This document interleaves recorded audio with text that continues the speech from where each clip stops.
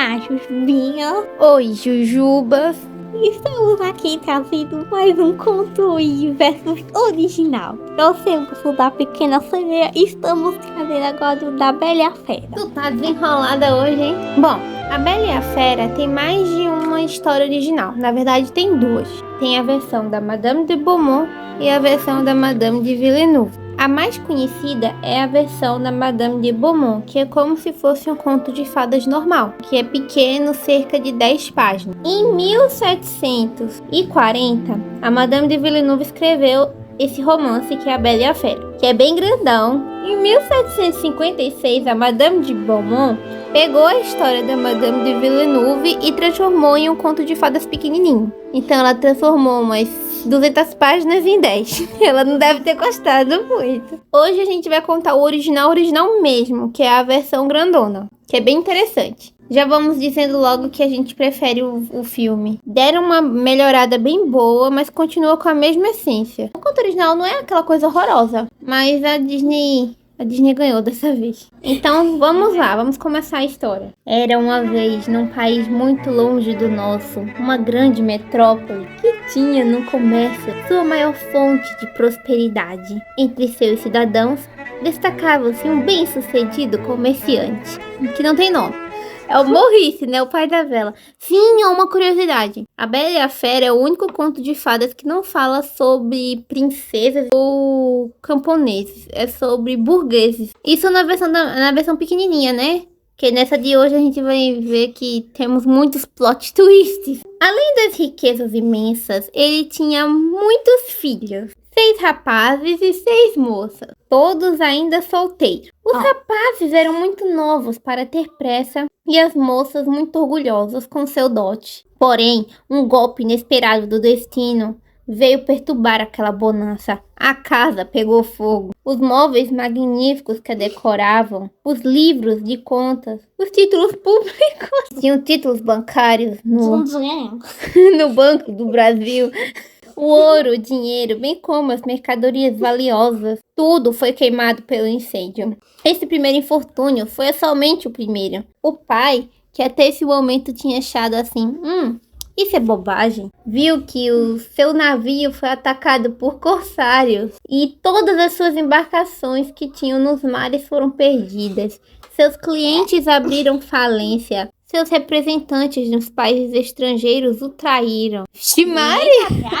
Enfim, de repente, da opulência, ele mergulhou na pobreza atroz. Só restou apenas uma modesta casa no campo. Obrigado a procurar um refúgio longe do tumulto e do escândalo, ele foi para lá e levou sua família. As que estavam mais apreensivas com a vida eram as tristes filhas do desafortunado homem. Porém, elas pensaram, todos estavam pedindo a gente em casamento, então agora todos vão vir agora se casar com a gente. Não permaneceram muito tempo nessa doce ilusão. Elas haviam perdido seu maior atrativo, o dinheiro. Os amigos não eram mais tão amigos. Mal se viram na miséria, todos pararam de cumprimentá-las. Aqueles com que o pai havia sido mais generoso foram os primeiros a apontar o dedo e a caluniar, dizendo que tudo aquilo tinha acontecido porque eles gastavam demais. Também, tanto filho, eles querem o quê?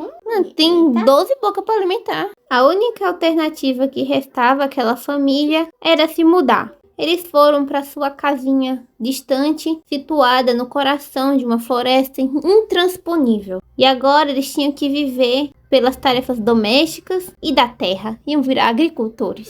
As filhas viraram humildes camponesas e tiveram que empregar suas mãos delicadas com o trabalho rural. Elas tiveram que perder a sua obsessão por luxo e opulência. Em meio a dessa desolação degenerada, somente a caçula demonstrou perseverança e determinação. Não que ela não estivesse triste, porém a sua alegria natural a fazia encarar as coisas de uma maneira mais feliz. Ela era uma poliana. Sempre disposta a consolar o pai e os irmãos, mas seu entusiasmo e paciência não tiveram resultado a deixar suas irmãs mais ranzinhas. Elas são que nem as irmãs da Cinderela, vocês vão ver que...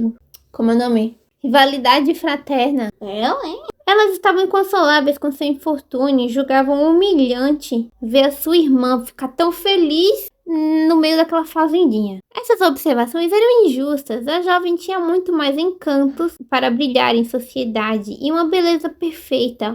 Um humor inalterável, seu coração generoso e misericordioso guiava para todos os seus atos e palavras. Porém, com uma vontade incomum numa adolescente, porque adolescentes são chatos, conquistando a admiração das pessoas sensíveis, logo ela se tornou o centro das atenções. Eu me pergunto, não era no meio de uma floresta? Como é que eles têm vizinhos, é? Ela era tão formosa que recebeu o apelido de Bela. Então ela também não tem nome, o nome dela não é Bela. Nos dias que ela tinha tempo, a fim de esparecer, ela enfeitava a cabeça com flores, tal como uma pastora, esquecendo no campo a opulência e cultivando os prazeres inocentes do dia a dia. Virou uma hippie. Essa era a época da modinha do pastor. 2 anos haviam se passado e a família começava a se habituar com essa vida no campo. Porém, uma esperança surgiu. O pai foi avisado que um dos navios estava perdido. Voltou com uma carga valiosa. O aviso também avisou.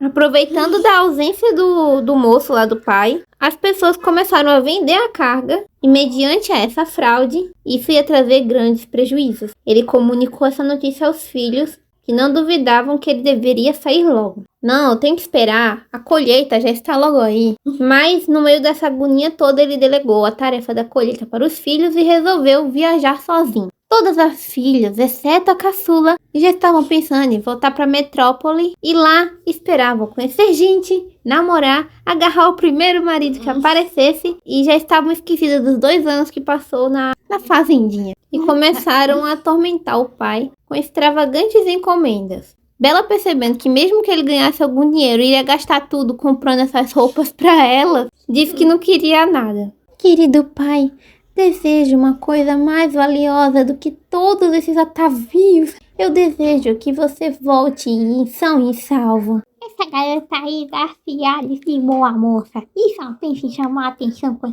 que coisa malvada. O pai ficou tocado pela preocupação de Bela e repreendeu as irmãs e disse para ela que ela deveria pedir alguma coisa assim. Está bem, querido pai, traga uma flor. Ele viajou o mais rápido que pôde para a metrópole. De fato, o navio voltou, mas os seus sócios achavam que ele tinha morrido. Meu Deus! E já haviam vendido toda a sua carga. O homem foi tentar defender os seus direitos e se viu alvo de todas as chicanas possíveis e imagináveis. O que é uma chicana? Chicana é meio que tramóia. Após 6 meses, ele passou 6 meses lá resolvendo essas burocracias. Jesus! Ele não ficou mais rico do que antes e acabou que ele gastou um pouco mais do que ele devia, né? E ele teve que voltar para casa na pior estação terrível, o inverno. A travessia da floresta podia ser feita em poucas horas. E mesmo já tarde, ele resolveu seguir em frente. Onde que ele iria passar a noite? Ele encontrou uma árvore podre e oca e viu que... Meu Deus, coitado, né? Vai dormir dentro de uma árvore podre. Bicho lá. Eu fiquei imaginando como é que a pessoa... Mijo? Os bichos. Entendeu? Os mijos.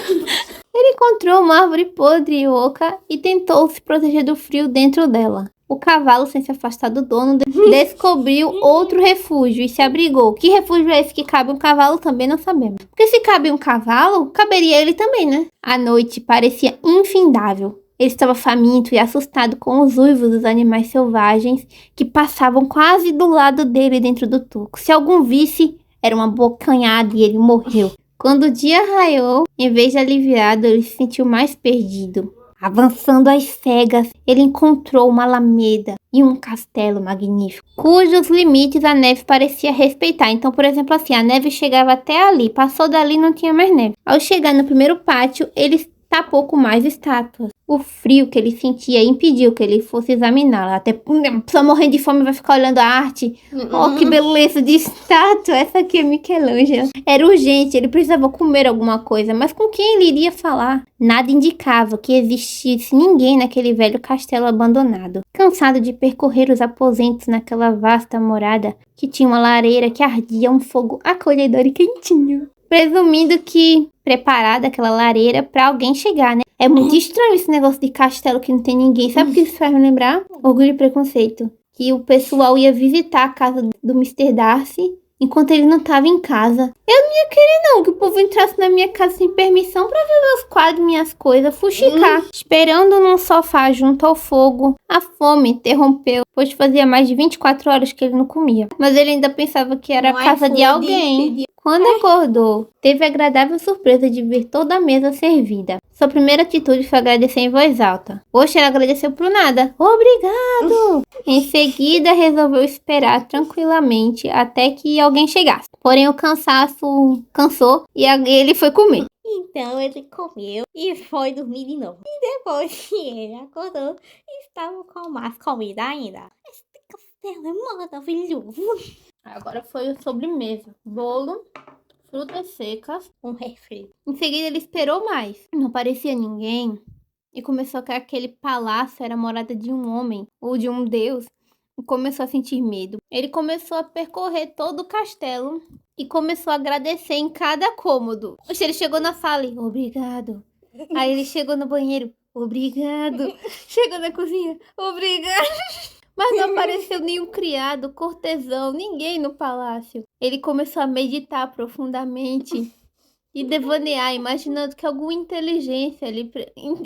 inteligência nessa história é fada. Ele começou a imaginar que alguma inteligência havia presenteado com aquele castelo. Ele começou a achar que todos aqueles tesouros eram dele. Então ele começou a calcular o que ele daria para cada filho. Em seguida, ele desceu para o jardim. Ele viu que era como se fosse plena primavera, né? Tudo inverno fora e naquele castelo é primavera. Extasiado com aquelas maravilhas, ele começou a pensar: minhas filhas não vão ter problema nenhum de viver aqui. Vamos, pé na estrada.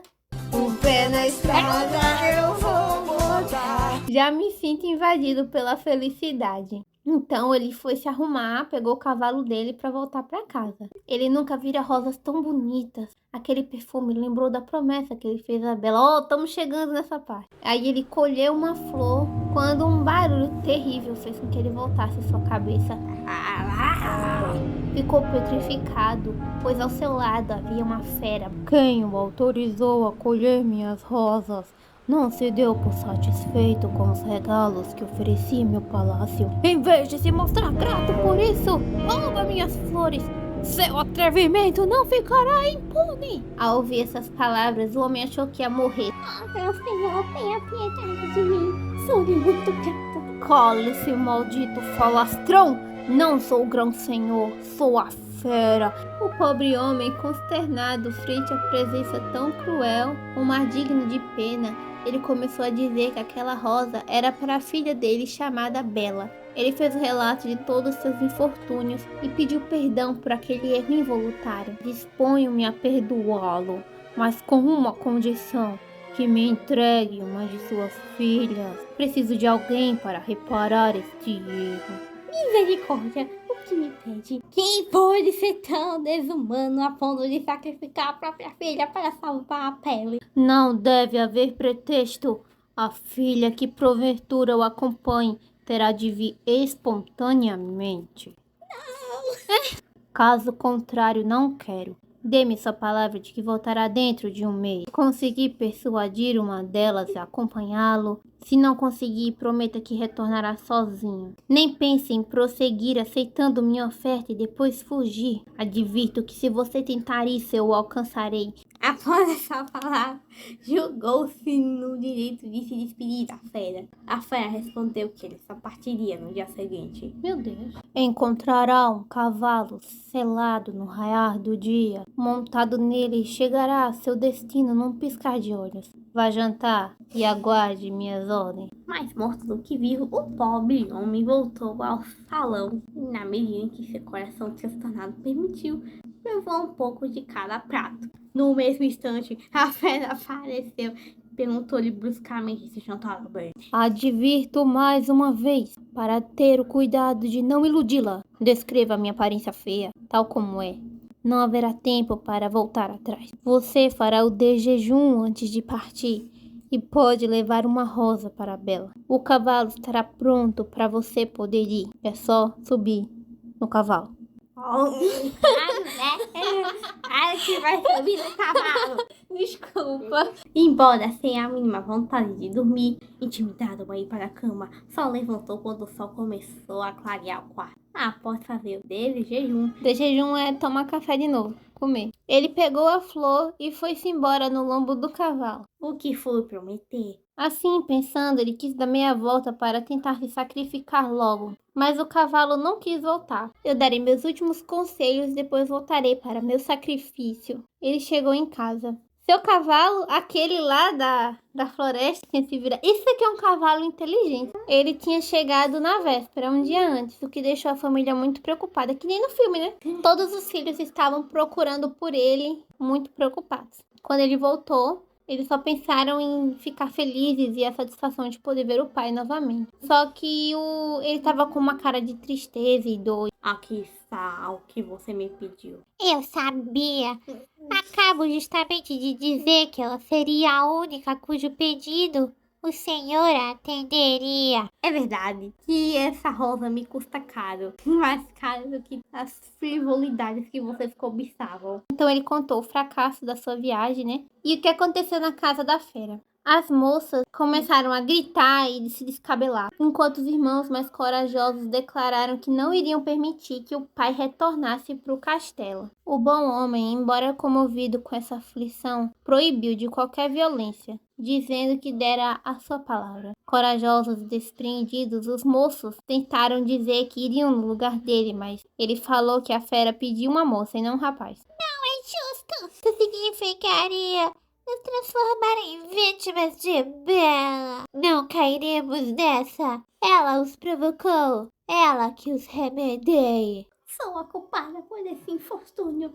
Sou eu que devo repará-lo. Mas o erro está feito. Não temam nada irá me dissuadir. Já os seus irmãos, que amavam tanto, ficaram perturbados com essa decisão. O pai não queria consentir essa decisão e as outras irmãs começaram a criticá-lo. Ela é a culpada. Você vai preferir que uma de nós nos sacrifique, sendo que a culpa foi toda dela. Palavras tão injustas forçaram-no a não insistir mais. Coitada, né? A Bela tá assim, quem sabe o futuro me reserva algo melhor. A gente sabe que reserva, né? Mas as irmãs não sabiam. Meio que estranho. O velho, vencido por todas aquelas razões e lembrando-se de uma antiga profecia, segundo a qual aquela filha estava destinada a lhe salvar a vida e ser a fonte da felicidade de toda a família, desistiu de se opor à vontade de Bela. Que loucura é essa? Eu, hein? As irmãs pareciam ansiosas para vê-la partir e achavam que um mês ia passar muito devagar. Que são as irmãs nojentas, hein? Safadas, nojentas. Mas isso aí é de contos de fada. Porque eu não vou ficar falando sobre significados psicológicos dos contos Mas de tem gente fada. muita safada aí nesse mundo. Mas é porque tem uns contos de fada que os irmãos são terríveis. Isso é pra mostrar aspectos psicológicos infantis. É, rivalidade fraterna. Tu já falou isso pra mim de novo. Chegou o dia dela ir-se embora. E chegou o cavalo encantado. Um GPS ambulante. Pense, querida filha, que ainda é tempo. Esse monstro é mais horripilante do que você pode imaginar. Temo que vacile ao ver o aspecto da fera. Aí será tarde demais, você está perdido e ambos morreremos. Enquanto conversavam assim, anoiteceu. Eles estavam conversando enquanto estavam no cavalo. Eu tava lá olhando no GPS pra ver se ele tá. Até que eles chegaram no castelo. Eita, chegou. Rojões de todas as formas começaram a cair. Sabem que é rojões, né, pessoal? São João já tá chegando. Se bem que esse vídeo vai sair na época de São João, por aí. Feliz São João! Então vieram fogos de artifício, os mais belos fogos de artifício do mundo, para extasiar os olhos dos viajantes. No momento em que penetraram na luz, os fogos de artifício pararam. Então, uma cortina de lanternas que cobria a fachada do palácio formavam lindos corações entrelaçados. Menina, para! Corações entrelaçados. Símbolos régios e duplos bebê. Até hoje eu não sei que bebê é esse. Será que é B de Bela e B de Bonifácio. Será que o nome dele é Bonifácio? A fera deve estar mesmo muito faminta para alegrar dessa maneira com a chegada de sua presa, brincou Bela. É besta. E apesar da emoção que sentia com a besta, Então, eles desceram do cavalo e foram até o salão e viram mais uma mesa esplendidamente servida. O bom homem, que já conhecia a maneira da fera de gostar de tomar café, disse que eles deveriam se sentar à mesa. O monstro se fez ouvir, um barulho terrível provocado pelo peso do seu corpo, bem como o retiniz estrepitoso de suas escamas. Eu vi num documentário que disseram que foi muito difícil fazer a fera da Disney, porque eles tinham que misturar vários animais, né? Aí depois eles deixaram a mistura de leão, búfalo, touro, esses bichos aí, pra ele ficar com aquela cara. Mas, por exemplo, tem muitas ilustrações que eles têm cara de pássaro, cara de rinoceronte, cara de macaco. O terror se apoderou de Bela. Quando a fera chegou, foi e disse: "Boa noite, velho." "Boa noite, Bela." Mas Bela, sem se abalar, com uma voz tranquila e segura, retribuiu a saudação. "A senhorita veio aqui por vontade própria e consente em deixar seu pai partir sozinho?" Bela respondeu que não era outra sua intenção. "E uma vez que é assim, e que não a trouxeram à força, permanecerá comigo? Enquanto a você, bom homem, partirá amanhã ao nascer do sol, vá até o quarto, encontrará 2 baús, encha-os com tudo que você quiser. Boa noite, Bela." "Boa noite, velho." E ele foi embora. Quando ficaram sozinhos, o homem abraçou a filha e se arrependia de ter trazido para aquele lugar tenebroso. Bela não estava tão satisfeita. Incerta de seu futuro, temia que esses presentes eram somente uma forma de agradecer pelo preço de sua vida. O comerciante, temendo irritar a fera por sua demora, subiu no seu cavalo GPS e foi embora. A Bela, aos prantos, voltou para o quarto. Cabeceando de sono, sentiu-se então necessidade de repousar. Ela foi se deitar e percebeu que na sua mesinha tinha uma bandeja com chocolate quente. Tinha marshmallow. Eu não sei. Durante o sono, ela sonhou que estava na beira de um canal, refletindo sobre a sua vida, até que um formoso rapaz, tal como o Deus do amor, chegou perto dela e consolou-a. "Não acredite que será tão infeliz como parece à primeira vista, Bela. É nesse lugar que você vai receber a recompensa que lhe recusaram em toda parte. Use sua perspicácia. Quando me vir, avalie-se minha companhia desprezível. Deseje todos os seus desejos serão atendidos. Eu te amo profundamente. Só você pode fazer a minha felicidade." Querido! Em seguida, ele se ajoelhou aos seus pés, aquele fantasma encantador. "Obedeça ao que dita a gratidão, não consulte seus olhos, libertando-me do terrível martírio que padeço." Depois desse primeiro sonho, ela sonhou que estava em um recinto magnífico e uma bela dama apareceu. Esta dama tinha um traje majestoso e a dama falou: Encantada da Bela, não é mais tímido que acaba de deixar para trás. Não se deixe seduzir pelas aparências. Seu sono durou mais de 5 horas, em que ela viu constantemente o rapaz em vários lugares diferentes, mas os seus olhos tiveram que se abrir. A Bela tentou dormir de novo, mas não conseguiu. Um relógio bateu 12 horas. Meio-dia, ela acordou de meio-dia. Ela dormiu que só a bexiga, né? A primeira coisa que ela viu foi sua toalete e apetrechos para a dama. Após ela ter se arrumado da forma que ela queria, dá um like aí, tá gostando? Dá um like. Sim, onde paramos? Aí ela foi tomar café de novo. Ela voltou pro quarto e se atirou no sofá e voltou a pensar no rapaz do sonho. Tudo indica que a fera medonha, tipo, o que ela pensou? Que esse desconhecido, que é o nome dele, ele tá preso dentro do castelo e que a fera mantém ele preso que nem tá mantendo a Bela. Faz um pouco de sentido, né? Como vou libertá-lo?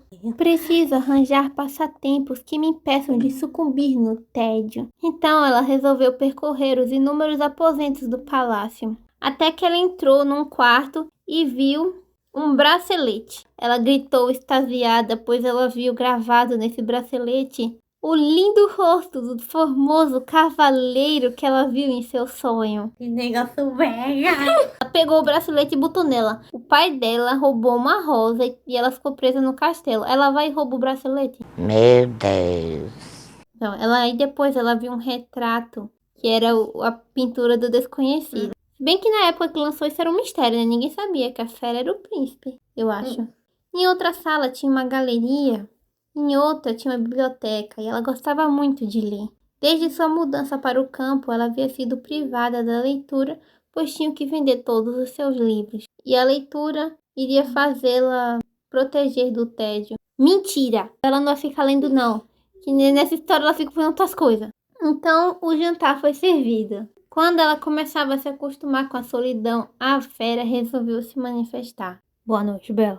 Dentre as inúmeras perguntas que o monstro lhe fez, ele quis saber como é que ela passou o tempo. Dediquei o dia a fazer uma visita ao seu palácio. Acho que vai se habituar a viver aqui. Bela percebeu que a voz horrenda era por causa de seu órgão vocal e não por sua grosseria. Até que a fera foi e perguntou, do nada, se ela aceitava dividir o leito com ela. Dividir o leito é uma forma de falar casamento. Oh, céus, estou perdida. Tu não se assuste. Responda francamente. Diga sim ou não. Não, fera. Uma vez que a senhorita não quer, vou embora. Boa noite, Bela. Ela foi dormir e ela sonhou com o nosso querido desconhecido. E teve muitas conversas. Chega de conversa. Aí ela acordou e o dia estava perfeito para um passeio. E ela passeou muito, ela andou muito. Tem muitas páginas deles falando sobre os passeios da Bela. E ela encontrou adoráveis criaturas. Papagaio. Sim, tinha papagaios cantores, macacos atores. Aí, enquanto os macacos gesticulavam, os papagaios cantavam e faziam peças para ela. E aí ela ia tomava café. Meu Deus. O fera O povo pra comer. perguntava para ela se ela queria casar com ele. Ela dizia não. Ela ia dormir e sonhava com um desconhecido dia após dia, minha gente. Muitas páginas. E ela não se entediava. A Bela só achava aborrecido ter que encontrar com a fera de noite e ter que escutar o boa noite, Bela. Porém, a fera era muito gentil. Por vezes, a Bela achava que podia falar com a fera e perguntar esclarecimentos sobre o desconhecido. Ela não quer saber, fera, você é uma fera mesmo? O que aconteceu na sua vida? Ela visitou vários aposentos, até que um dia ela encontrou o mais legal de todos os aposentos. Um lugar onde tinha 4 janelas. Entrou em uma dessas janelas, ela encontrou um teatro. Era uma peça que estava passando na metrópole. Depois ela percebeu que ela não estava lá de verdade. Era um espelho bem grande e mágico que estava refletindo a peça de teatro que estava acontecendo lá na metrópole. Era um espelho encantado. Daí saiu o espelho mágico da fera. Então ela assistiu uma comédia. Depois ela assistiu uma ópera. E depois ela foi pro jantar. A senhorita gostou. Desejo tudo que lhe agrade. A senhorita é muito formosa. A Bela sorriu intimamente daquela franqueza rude. A senhorita aceita dividir o leito comigo? Essa é a minha resposta, cara. Não. Isso acabou com o bumbum da Bela, como a gente tá vendo aqui. Ele me pergunta isso todo dia. Quem me garante que não irá perder a paciência e me mate? Quando ela foi dormir, o desconhecido só a aguardava. Isso é o que eu encontro, é? Eu Não se deixe enganar. encontro com o desconhecido. Até isso parece nome de novela mexicana. O que deseja que eu faça? Ame a quem a ama e liberte-me da prisão. A patada que ele deu nela, né? Pra quem não entendeu, é assim. Ela tá conversando com ele e tá querendo libertá-lo, porque ele tá dizendo assim, me liberte da prisão. Eu não vou dar spoiler, né? Ninguém sabe quem é o desconhecido. E ele fala assim, ame quem ama você, não ame quem não te ama. E os sonhos dela começaram a ficar muito perturbadores. E aparecia o desconhecido, depois aparecia a fera, e eles brigavam. Então ela dormiu com esses sonos meio confusos e nisso se vão muitas páginas. E depois ela vai assistir a ópera e depois ela indo de novo ver os macaquinhos. Os olhos dela estavam começando a se acostumar com a feiura da fera. Ela começou a cuidar mais de sua aparência, mesmo ela sabendo que ninguém podia vê-la. Me engana que eu gosto, ela tá se enfeitando pra fera. Nesses diversos adornos, seu espelho lhe dizia que ela poderia ser admirada por todas as nações. E o espelho falava com ela, hein? Que é isso? O espelho da rainha má. Os papagaios ficavam, você é linda, Bela! E a Disney transformou os papagaios, os macaquinhos, em as pessoas objetos. A Madame Samovar. Meu Deus, pessoas objetos.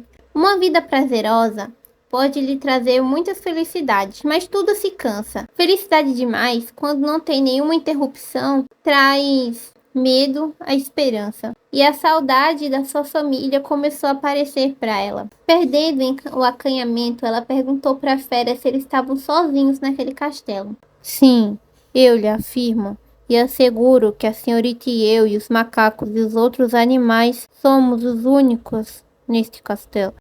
A fera falou e saiu bruscamente. Bela fizera aquela pergunta para tentar saber se o desconhecido estava lá. Uma vez que aquele rapaz era somente fruto da sua imaginação, ela passou a olhar aquele castelo como uma prisão e não como um divertimento. E nisso a gente chegou na melhor parte do livro até agora. A Bela vai dormir e nisso o desconhecido aparece. Porém, ele chorava muito. O que há com você, querida Bela? Que perturba sua tranquilidade? Em nome do meu amor, peço uma explicação. De onde vem essa inquietação que lhe aflige? Porventura, é a fera que te faz sofrer? Precisa livrar-se dela! Ao ouvir essas palavras, a Bela imaginou ver o desconhecido puxando um punhal e se preparando para degolar o monstro. Essa parte me faz lembrar, eu acho que eles pegaram essa parte aqui do desconhecido versus fera para fazer o Gaston. A fera estava imóvel aos seus golpes, submissa e dócil, e estava pronta para morrer. A Bela se contrapôs e foi ao auxílio do monstro. Não toque no meu benfeitor, ou me matará.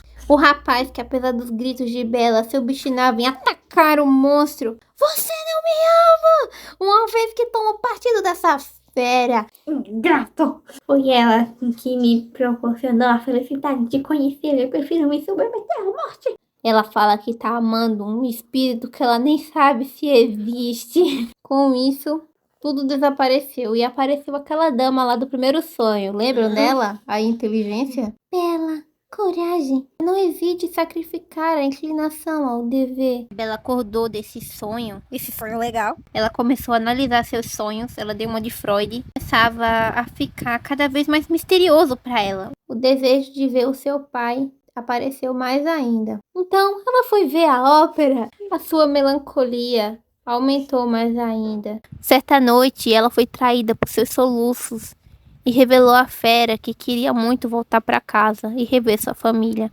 Ao ouvir tal declaração, a fera sem forças caiu no chão. Deu um uivo terrível e desabafou. Que? A senhorita abandonaria essa desafortunada fera sozinha, solitária, sem ninguém? Ninguém me ama, ninguém gosta de mim. Devo acreditar que não sente nenhuma gratidão por mim. Eu te dei tantas coisas, Bela. Te dei tanta felicidade. Como você pôde fazer isso comigo? Delicadezas que eu lhe dispenso não neutralizam seu ódio. Você me acha uma pessoa horrorosa. Você me acha feio. Você tem nojo de mim. Você prefere sua família, suas irmãs que não te tratam bem. Até preferir ficar comigo porque eu sou feio. Não, fera, respondeu Bela com um ar tímido e sedutor. Tá escrito aqui, a gente não inventou não. Não a odeio e deixar de vê-la seria um suplício para mim, mas não posso vencer o desejo que tenho de abraçar minha família. Aí, ouvindo essas palavras, a fera, ainda deitada no chão, com a cabeça prostrada, só dava sinais de vida através de seus dolorosos suspiros. Ele falou: não me importo, faça o que você quiser, eu deixo você fazer tudo, você é a dona de minha vida. No gabinete mais próximo do seu quarto, a senhorita encontrará 4 arcas. Encha de grana e leve para seus pais. Se não cumprir sua palavra, Bela irá se arrepender e chorar a morte de sua pobre fera. Volte daqui a 2 meses. Ainda me encontrará vivo. Para retornar, não necessitará de transporte. Eu lhe entrego este anel. Quando no dia que você quiser voltar, você gire o anel e peça para retornar, que você retornará. Não se preocupe com nada. Durma tranquila. Mas ela conseguiu dormir. Encontrou o desconhecido. Não me dá. E ele... Então ela perguntou pra ele por que ele estava com aquela cara tão triste. Não se entrega ao sofrimento, carinho ao desconhecido. E ela chamou ele de desconhecido. Ela tá querendo que ele acompanhe ela em seus sonhos, em qualquer lugar. Não posso me curvar a seus desejos. É o único meio de me fazer sair. Você tem que ficar aqui pra poder falar comigo. Nada pode acontecer com você. Você apenas vai magoar a fera. Ninguém vai te obrigar a voltar. Esqueceu-se. Falou que morreria se eu não cumprisse minha palavra. Qual é a importância disso, Bela? É simplesmente uma fera, um monstro. Qual é a utilidade dele pro mundo? Quem perderia com a destruição de uma criatura que só aparece na Terra para causar horror à natureza humana, Bela? saiba que esse monstro que só é monstro na aparência tem um caráter tão humano que não deve ser punido por uma deformidade. Nisso, ela dormiu bastante. Quando ela despertou, ela já estava em casa. Ela escutou a voz de seu pai e todos ficaram pasmos vendo a Bela. Após muitos abraços, o pai quis falar com ela sós e falou sobre que ele escondeu os baús das irmãs para eles não saberem que eles já estavam tão ricos assim. E aí ele disse que diversos pretendentes apareceram para pegar a mão de suas filhas. E ele disse, vamos casar logo com ela sem demora. A Bela começou a falar sobre a fera e que ele, na verdade, não era uma pessoa tão ruim assim. O bom homem começou a ficar muito cativado pela fera, pois ele já havia mandado mais 4 baús cheios de riqueza. Eu fico pensando assim, ele está sendo cativado pelo carinho da fera ou pelo dinheiro? Vendo nesse monstro uma alma demasiado elevada, ele julgou aconselhar a filha a casar-se com a fera. Você não deve tomar seus olhos como únicos conselheiros. Até porque você tá dizendo que você é feliz lá. E você sabe, Bela, que se não tivesse esse desconhecido, que até nesse momento é só um sonho, você sabe que você gostaria mais da fera se não tivesse esse desconhecido. Quantas moças não são obrigadas a desposar feras ricas, porém mais feras que a fera, né, selvagens por dentro, que só é pelo aspecto e não pelos sentimentos e ações. Traduzindo, tem muita gente que se casa com homens ricos, mas que são feras por dentro e são muito piores do que a fera que é feia, só que tem um bom coração. A Bela concordou com o pai, mas disse que como é que ela podia aceitar um marido que não pode conversar direito e não pode aguentar a feiura? Eu não posso me casar com alguém que só me pergunta se eu estou com bom apetite, se estou com a saúde em dia e fala, boa noite, Bela. Eu não posso fazer isso comigo mesma. O pai concordou, mas mesmo assim disse que ele deveria lembrar dos conselhos da bela dama de não seguir somente pelas aparências. Ela foi dormir e não encontrou o desconhecido. Nisso, o tempo foi passando e ela começou a se acostumar de volta em casa e eles eram visitados pelos pretendentes das suas irmãs. O boato de que a filha mais nova estava de volta se espalhou pelas pessoas do lugar. Então a Bela se tornou o centro das atenções. Todos os noivos das irmãs começaram a correr atrás da Bela e deixar as irmãs para lá.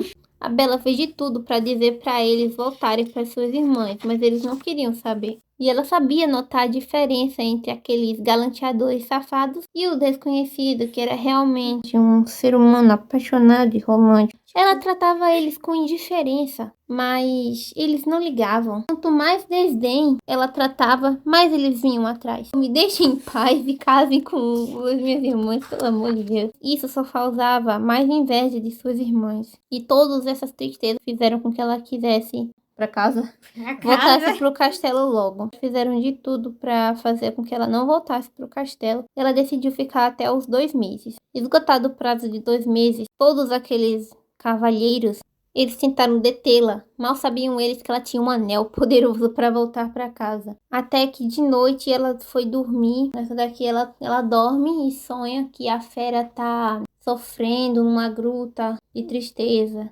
Ela acorda em lágrimas e fica super triste, se despede de seus irmãos e irmãs, vai dormir, gira o anel e volta pro castelo. Aí o que eu pensei? Eu pensei que ela ia chegar no castelo e ia sair correndo atrás da fera, né? Fera! Não! O que acontece? Ela chega no castelo lá, ela se arruma e começa a dizer, nossa, como o dia está passando devagar, né? Aí ela vai tomar café, fica pensando no desconhecido, fica pensando na fera. Aí ela vai assistir a ópera.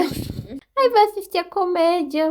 E achou tudo terrível, porque ela tá ansiosa pra encontrar a fera. Até que chega a hora do jantar. E ela fica irritadíssima, porque a fera não foi pontual e não chegou na hora. Até que ela se tocou que ela tinha que procurar pela fera, né? Tomou vergonha na cara. Até que ela se lembrou que durante o seu sonho, ela viu o caminho, né, o lugar onde a fera estava. E ela chegou numa gruta, e viu aquele monstro jogado lá, com muita dor. Ela achou que ele tinha morrido. Em meio a essa tristeza, ganhou ânimo e aproximou sem receio. Mas depois ela percebeu que ele estava vivo, sim, e seu coração ainda batia. Então o que a nossa Bela fez? Ela saiu da gruta para pegar água, para tentar reanimar a fera. Em vez dela pegar um balde, ela pega a água na mão e vai, pega a água, leva, molha a fera, volta, molha a fera. Ah, Jesus, não dá. Até que os macaquinhos chegaram com uma bacia. Quando ele tava lendo, eu achava que nessa hora ele ia virar príncipe, né? Mas não, os macaquinhos apareceram com sais. E ela botou pra ele cheirar os sais e ele voltou à consciência. Isso já quebrou o clima pra gente. A gente esperando a transformação. Só que o livro chegou na metade agora. E a gente assim, mas o que vai ter depois disso, hein? Quanta preocupação. Eu não imaginava gostar tanto de você. O medo de perdê-lo me revelou que algo mais forte que os laços da gratidão me prendia a sua pessoa. Juro que só pensava em morrer se você não ficasse vivo também. Quanta generosidade sua, Bella, em ter preso por um monstro. Achei que a senhorita não voltaria. Eu teria morrido. Uma vez que gosta de mim, eu quero viver. Bella nunca ouviu ele falar um discurso tão longo. Não mais achou a fera estúpida e, extremamente cansada, voltou pro castelo. A fera não voltou a ser príncipe. Então ela foi dormir. E achou, não, eu já tô cansada do desconhecido. Asseguro-lhe que ela será feliz, Bella. Você será feliz. Viva com a fera, case-se com a fera. Bella ficou desanimada. Ela ficou decepcionada. Ela achou que o desconhecido ia brigar com ela, dizer que amava ela, né? Até que ela acordou. E quando ela acordou, ela foi ver a ópera. Quando eles foram jantar, a fera disse que estava muito feliz em vê-lo. E perguntou se ela se divertiu no dia e se estava bem de saúde. Ela respondeu as perguntas bem graciosamente e acrescentou ter pagado muito caro com os prazeres que desfrutou na casa de seu pai. A fera agradeceu e, em seguida, para se despedir, perguntou como sempre se ela aceitava dividir o leito com ele. E ela disse que sim. Não. Tem minha palavra, Bella, e prometo que jamais vou ter outra esposa. E eu recebo como esposa de um amor carinhoso e fiel. Mal ela pronunciou isso, e uma salva de artilharia reboou, e começaram a tocar júbilos de felicidade. O céu todo entrou em fogo iluminado, com 20.000 rojões e fogos de artifício. Corações entrelaçados. Vivam Bella e seu esposo. E aí vocês se perguntam, ele virou príncipe, não é? Não.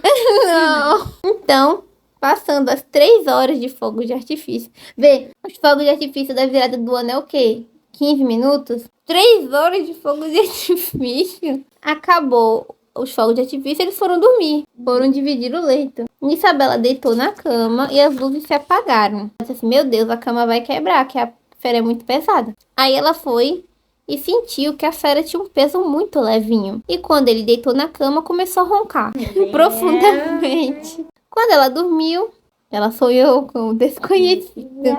E ele agradeceu. Pronto, chega. Então ela viu a dama. Você venceu. O amor venceu. Quando ela acordou, o sol brilhava. Ela ficou com receio de olhar para o lado e encontrar a fera. Porém, quando ela se voltou, a maior surpresa foi de ver que no lugar da fera era quem? O desconhecido.